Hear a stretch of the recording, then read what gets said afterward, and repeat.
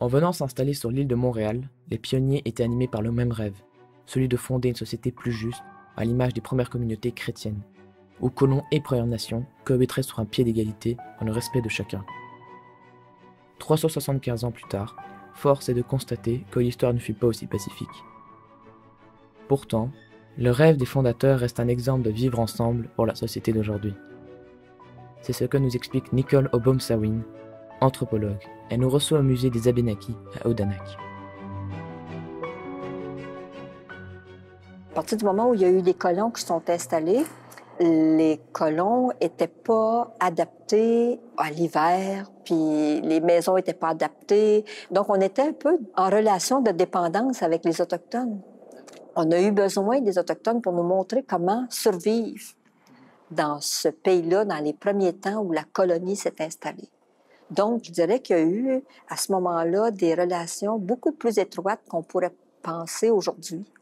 Il y a eu du transfert de technologie et je dirais qu'on a montré notre technologie, puis eux autres nous ont apporté des outils qui faisaient en sorte que ce qu'on pouvait faire était plus efficace. Puis toute la notion des plantes médicinales pour se soigner, etc. Parce que les Français en avaient des plantes qui se soignaient avec les plantes, mais ce n'est pas les plantes qu'ils retrouvaient ici. Quel effet a produit l'échange culturel? Est-ce que ça a affecté votre croyance spirituelle? Bien, finalement, on s'est rendu compte qu'on avait plein de valeurs communes. Oui. Alors, c'est ça qui était surprenant. C'est pas d'apprendre de nouvelles valeurs, mais c'est de voir que les colons avaient ces valeurs-là aussi. Par exemple, juste la façon de bénir son repas avant de manger. La bénédicité, par exemple. OK, les Français faisaient leur bénédicité.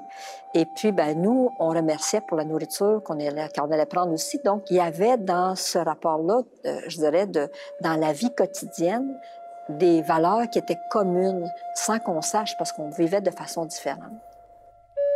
Même si colons et Premières Nations partageaient des valeurs communes, l'évangélisation a véritablement troublé les Autochtones. Pour beaucoup d'entre eux, le baptême était perçu comme un rituel d'alliance et non comme l'expression d'une nouvelle vision du monde qui devait remplacer la leur. Il faudra attendre quelques années avant que de véritables conversions soient vécues de manière authentique. Aujourd'hui, l'Église apprend de ses erreurs et annonce un évangile qui respecte les cultures. Pour Nicole Obomsawin, nous sommes dans une époque propice au dialogue. Je pense qu'on est rendu là à dire qu'il faudrait qu'on travaille plus ensemble. Et puis ça, je fais le lien avec les premiers qui sont arrivés ici, comme Jeanne Mans, comme Maisonneuve, qui avaient un idéal de faire un monde qui était différent de l'Europe. On faisait un nouveau monde, on voulait faire un monde plus égalitaire, on voulait qu'il y ait plus de... c'est sûr qu'on avait la culture européenne, mais en même temps, il y avait cette idée de pouvoir faire un nouveau monde avec les gens qui étaient ici. Par exemple, Marguerite Bourgeois qui enseignait, elle enseignait autant aux garçons, aux filles, aux riches, aux pauvres. Comment les colons inspirent la jeunesse d'aujourd'hui?